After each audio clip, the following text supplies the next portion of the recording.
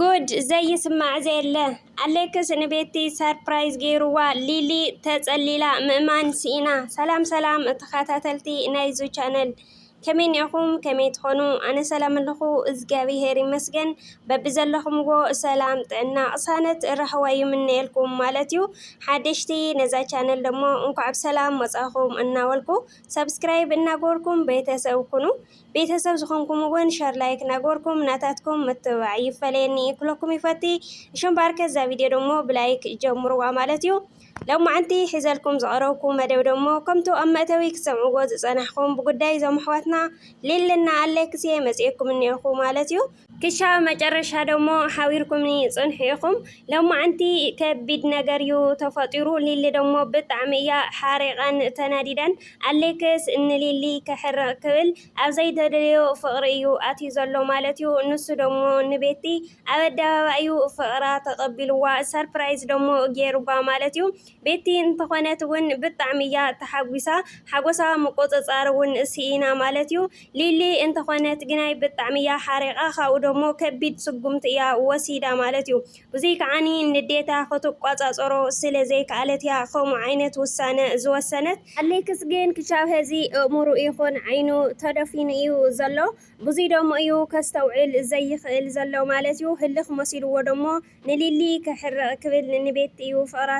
ተቐቢልዋ እና ክቡራት ተኸታተልቲ ሊሊ ኣብ ልዕሊኦም ዝገበረቶ እንታይ ከእዩ ተፈጢሩ ዝብል ደሞ ብዝርዝር እየ ሒዘልኩም መፅአኒ ኢኹም ወይ ክሻብ መጨረሻ ሓቢርኩምኒ ጽንሑ ኢኹም እና ክቡራት ተኸታተልቲ መጀመርታ ግን ናብዚ ከብፅሕ ዝኸኣለ እንታይ እዩ እንትሕርዳ ኢልና ኣብ ዝሓለፈ ከም ዝረአናዮ ኣሌክስ እና ቤት ኮይኖም ናብ ገዛ ከይዶም ነይሮም። ንሱ ከዓኒ ንሊሊ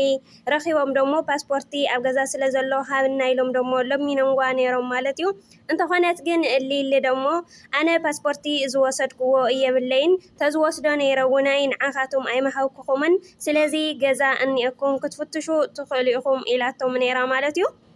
ብድሕሪዚ ደሞ ኣሌክስ እውን እንተኾነ ሊሊ ንስኺ ትገብርዮ ኣለኺ ጽቡቕ ኣይኮነን ኣነ ካብ ጉዕዘየ ኣሰናኺልክልኒ ኣለኺ ኦሮማይ ግን ከዓኒ ካሊእ መዓልቲ የኸዲ ማለት የኾነይ ሕዚ ከዓኒ እንትሕር ብኽብረትኪ ክትብኒ ኮንኪ ሃብኒ ተደይ ዘየለግናይ ኣነ ላብ ዘይተደለየ ህልኺኺ ተእቲኒ ኣለኺ ካሊእ ልኽገብር ኢኺ ትደፋፍእኒ ኣለኺ እና ኩሉ ልመጽእ ነገር ደሞ ሓላፍነት ባዕልኺ ኢኺ ክትወስድሉ ኢልዋ ነይሩ ማለት እዩ። ካብኡ ከዓኒ ፓስፖርቲ ከሊእኽኒ ሒዝክዮ ማለት ዘይወፅእ ማለት ኣይኮነን ኣነ ደሞ ግዳይ ደከመ እምበር ንኻልኣይ ግዜ ከውፅኦ ይኽእል እየ ናብ ዝደለኽዎ ደሞ ከይደ ተዘናጊዐ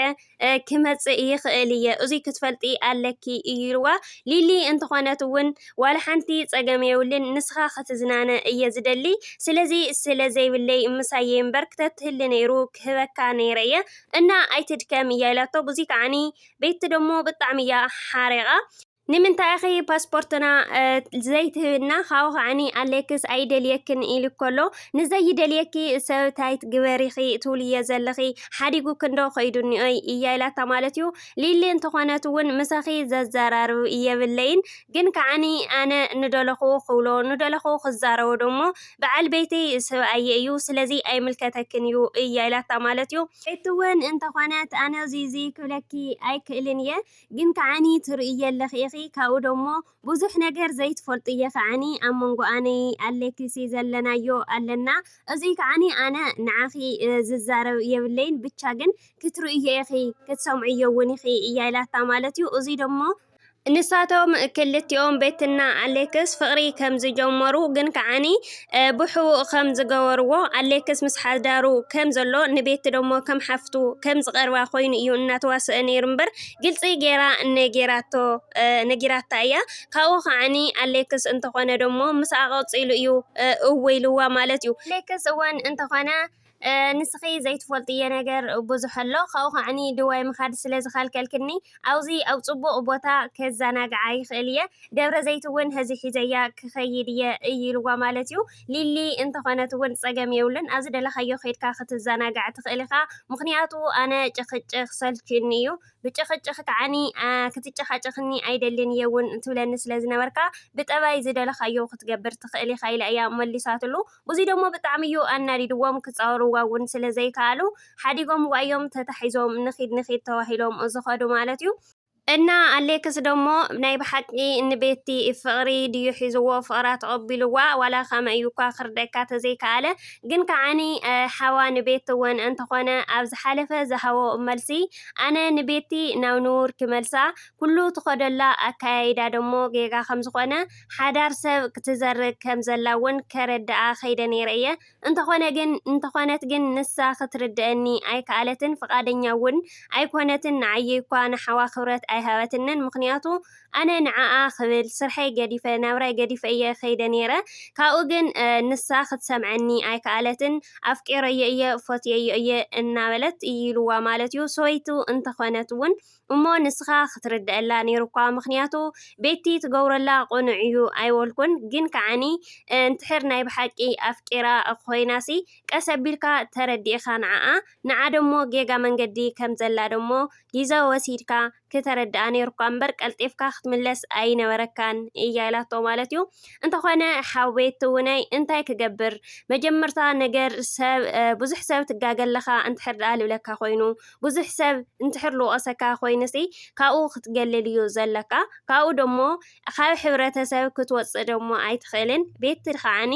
ንባዕላ ሓሲራ ንስድራ ቤት ሙሉእ እያ ትሕስርላ ክብርኻ እዩ ልቕድም ክብራ ክትሕሊ ነይርዋ ንዓየይ ደሞ ክብረት ኣይሃበትንን ብስሩ እውን ክትርድአኒ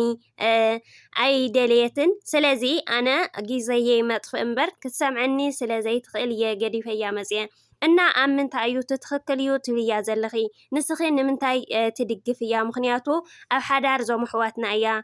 ኣትያ ዘላ ሰበይቱ እንተኾነት እውን ኣነ ቤቲ ትኽክል እያ ኣይውልኹን እንደም ኣነ ተትኾን ኣብ ሓዳረይ ካሊእ ቆልዓ መፅኣ ከምኡ ተትገብረኒ ነይራ ካሊእ ነገር ምገበርክዋ ነይረ ሊሊ ደሞ እንደም ትዕግስተኛ እያ ፀዋር እያ ንሓዳራ ክትብል ደሞ ብዙሕ ነገር እያ ትገብርላ ግን ከዓኒ ንስኻ ደሞ ንኣሌክስ ረኺብካ ደሞ ክተዘራርቦ ነይርካ እንትሕር ተረዲኡኳ ካብኣ ርሒቑ ፅቡቕ ኣይኮነይ ከዓኒ ክተፈራርሖ ነይሩኳ ሓደ መማረፂ ንሱ ነይሩ ካብኡ ከዓኒ ንዓ ደሞ ቀስ ኣቢልካ ትርድአላ ነይርካ እየልለካ ኣለኹ እምበር ብሓሳብ ክተረድኣ ነይርካ እየልለካ ኣለኹ እምበር ትኽክል እያ ቤቲ ኣይወልኩን እንዶም ሊሊ ዓቃል እያ ኣብ ሓዳራ ኣትያ እያ ትረብሻ ዘላ ቤቲ ከምዘይ ኣይኮነትን ነይራ ጥዒት እያ ነይራ ብጣዕሚ ጭዋ ዝኾነት እያ ነይራ ግን ከዓኒ ሕዚ እንታይ እዩ ረኺብዋ ግን ክርድአና ኣይከኣለኒ እያ ኢላቶ ማለት እዩ ብቻ ግን ሓዋ ንቤቲ ምስ በዓልቲ ቤቱ ደሞ ብጣዕሚ ለባማት ቆልዑ ማለት እዩ እዚ ከዓኒ ቤቲ እንትሕር ደኣ ትሪኦ ዘላሲ ኩሉ ሰብ ጌጋ ኢኻ ትጋገለኻ ሕማቕ መንገዲ ኢኻ ኣለኻ ክብለካ ናሃለየ ሓደ ክልተ ሰብ ምናልባት ክትብል ትኽእል ኢኻ ብዙሕ ሰብ እንትሕር ትጋገለኻ ልብለካ ኣሎ ኮይኑ ግን ጌጋ ኣባኻ ከም ዘሎ ክትኣምን እኒአካ ማለት እዩ ቤቲ ግን ናይ ሰብ ኣይጣጠያን እኒኦ ዋላ እውን ኣሌክስ እንተኾነ እንታይ ደኣ ናይ ባዕልታ እያ ትገብር ዘላ እምበር ስለ ሓዳር ናይ ሰብ ትርብሽላ ስለ ሓዳር ናይ ሰብ ምፍራስ ዋላ ሓንቲ እዩ ዘይጣጠያ ግን ከዓኒ ንመፃኢኣ እውን ክትርኢ ነይርዋ ምክንያቱ እዚኣ ንእስቲ እያ ናጋ ንግሆ ብዙሕ ነገር ዝፅበያ እዩ ኣብ ሂወታ ከዓኒ እንታይ ከም ዘጋጥማ ኣይትፈልጥን እያ ብቻ ናይ ሂወታ